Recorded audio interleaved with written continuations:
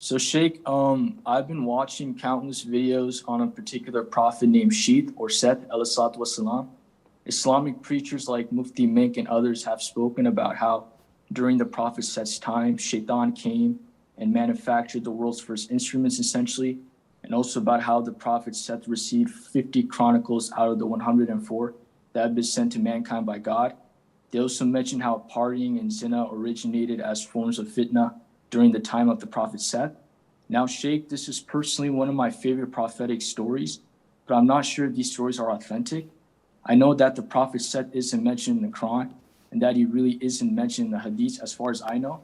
So my question to you is, should we as Muslims consider these stories true, even though to my limited knowledge, we don't really have the Quran and Sunnah confirming that most of this stuff really did happen during the prophet Seth's time? Jazakallah khairan. وجزاكم. أخي, there are so many stories and fables about prophets and messengers of Allah Azza wa Jal.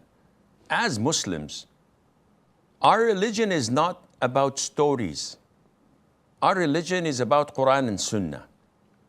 And there is a very tiny window, very small, where the Prophet told us, alayhi salatu wasalam, whatever you hear from the tales of the sons of Israel, from the Jews, from the old scriptures, and they don't go against Quran and Sunnah, don't believe them and don't label them as false.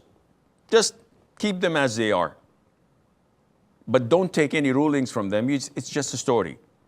Now, this is a very tiny window which may make 1.01%.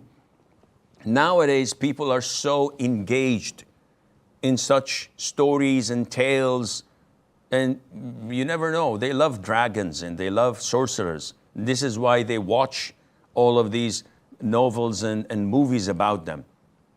But they are not related to Islam. So whether Seth is a prophet or not, to my knowledge, I don't know. So I would say that I believe in all prophets and messengers, generally speaking.